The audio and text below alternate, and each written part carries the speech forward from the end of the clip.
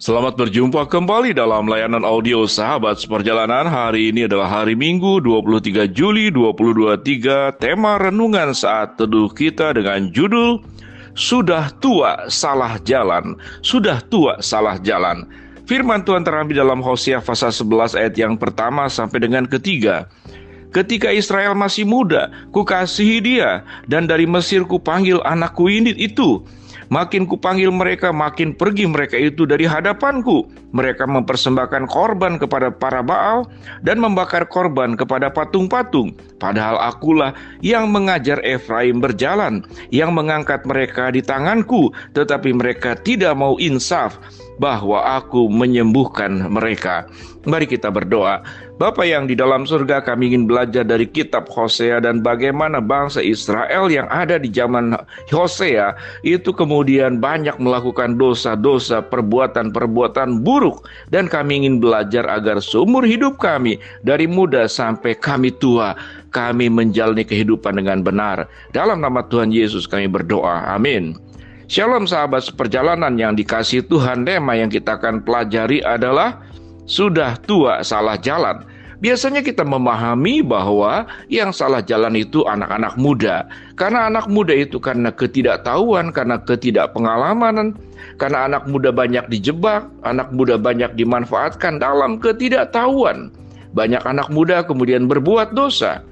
Demikian juga gambaran daripada Hosea pasal 11. Ketika Israel masih muda, kukasihi dia, dan dari Mesir kupanggil anakku itu. Makin kupanggil mereka, makin pergi mereka itu dari hadapanku. Ini dikatakan ketika Israel masih muda. Gambaran ini mungkin adalah awal-awal di mana Allah memimpin dan menolong bangsa Israel. Bagaimana Tuhan menolong memberkati mereka, masih muda dalam pengertian tidak hanya usia, mungkin kurang mendapatkan pemberitaan firman, kurang mendapatkan petunjuk-petunjuk dari Allah. Dan Allah adalah Allah yang baik. Di dalam setiap waktu kehidupan setiap anak-anak Tuhan akan diberi petua, diberikan bimbingan, diberikan titah, diberikan petunjuk, diberikan bimbingan dari kebenaran firman Allah. Khususnya bagi kita yang ada pada zaman ini, sesungguhnya kita jauh lebih berbahagia. Kita bisa mendengarkan firman Tuhan dari berbagai macam media.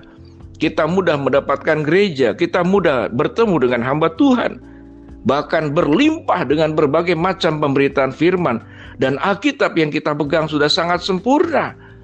Kita bisa membaca firman Tuhan Alkitab dari berbagai macam bahasa. Nah, kalau kita berbicara bahwa masih muda kita salah jalan, kita mungkin masih maklum sekalipun tidak dibenarkan. Tetapi kalau sudah tua salah jalan, bagaimana sahabat seperjalanan? Maka kita mengatakan ini adalah orang tua yang tidak tahu diri.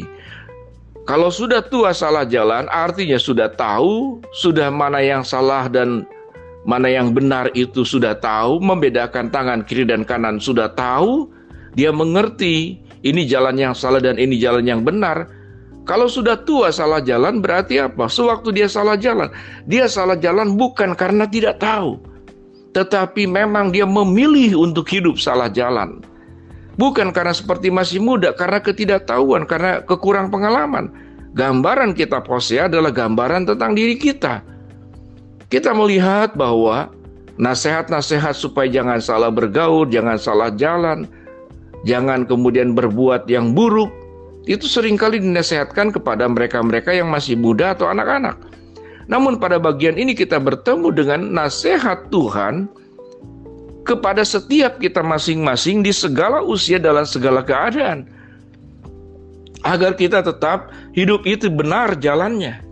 Kalau masih muda salah jalan sedikit maklum walaupun tidak dibenarkan. Tapi kalau sudah tua salah jalan, maka ini kita boleh katakan keterlaluan. Ini kelompok adalah orang-orang bebal, orang-orang tegar tengkuk yang sudah tahu mana yang benar dan salah, namun memilih jalan yang salah. Bukankah sahabat perjalanan dalam kehidupan kita bertemu dengan orang-orang yang seperti demikian? Sudah tua masih jadi pemabuk, sudah tua masih kemudian hidup dalam perjinahan, sudah tua tetap melakukan perkara-perkara buruk, sudah tua tetap hidupnya menekan orang lain seakan-akan dia tidak pernah akan mengalami yang namanya kemudian mengalami kematian. Seakan-akan dia lupa bahwa setiap kehidupan Hidup yang salah jalan itu akan dimintakan pertanggungjawaban di hadapan Tuhan. Kalau kita melihat Nabi Hosea, itu luar biasa. Allah memerintahkan Nabi Hosea untuk menikahi perempuan sundal yang bernama Gomer. Dan dari perempuan sundal ini melahirkan 3 anak. 3 anak itu namanya Yisrael, Lo-Ruhama, dan Lo-Ami. Yisrael, Lo-Ruhama, dan Lo-Ami. Sedemikian luar biasa ini gambaran tentang Tuhan yang kemudian menerima kita. Gambaran pernikahan anak domba. Bagaimana Allah yang kudus itu mau menerima kita sebagai orang-orang sundal dalam keberdosaan. Ini gambaran. Kalau kemudian berita apa yang menyebabkan Tuhan memerintahkan Nabi Hosea untuk menikahi Gomer. Gomer ini perempuan sundal. Dan setelah melahirkan 3 anak, catatan dalam Alkitab, Gomer pun tetap menyimpang. Dan kemudian tetap menjadi wanita sundal. Dan kemudian berhubungan juga dengan lelaki lain. Suami mana yang seperti demikian? Adakah kita meminta anak-anak kita kalau tahu anak lelaki kita, kemudian pasangannya adalah perempuan sundal, apakah kita akan merestui? Kemudian kita memang berhati besar, mengizinkan. Kemudian setelah punya 3 anak seperti Hosea, kemudian dia tetap berbuat yang sama, berbuat sundal dengan lelaki lain. Ini adalah gambaran tentang kasih setia Tuhan. Betapa buruknya kita dan betapa luar biasanya kasih penerimaan Tuhan. Dan itu dilambangkan di dalam pernikahan Nabi Hosea dan Gomer. Dan Hosea luar biasa. Dia taat sepenuhnya. Sewaktu Tuhan memerintahkan nikahilah Gomer sebagai istrimu, sampai kemudian menghasilkan 3 anak. Karena itu perintah. Kalau bisa memilih secara manusia, siapa yang mau kita punya pasangan lelaki kemudian kita beristrikan seorang perempuan sundal? Dan setelah kita kasihi, terima dia apa adanya, cintai dia, kita bertanggung jawab atas rumah tangga dari seorang istri sundal, kemudian dia berbuat lagi, apa yang terjadi?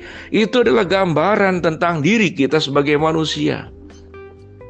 Sewaktu Allah sudah mencintai kita, sudah mengasihi kita, memberikan semua yang terbaik kepada kita, Allah menutup masa lalu, dosa-dosa masa lalu kita di waktu muda. Tetapi setelah kita tua, kita tetap berbuat yang buruk. Itu yang dikatakan dalam tema sudah tua tetap salah jalan. Sahabat seperjalanan, biarlah kita menjadi orang-orang yang memahami, menghargai, menghormati kasih, pengampunan, penerimaan Tuhan yang sedemikian luar biasa atas hidup kita. Dan kita menjaga hidup kita. Kalau bisa selagi muda sampai kita dewasa, sampai kita tua, jalan hidup kita benar. Jangan sudah tua salah jalan. Jangan sudah tua tetap semakin tua, bukan semakin saleh, bukan semakin benar hidupnya, namun semakin bobrok, semakin jauh dari Tuhan. Sekalipun memang tidak ada kata terlambat untuk bertobat, namun jangan mempermainkan kebaikan kasih setia Tuhan.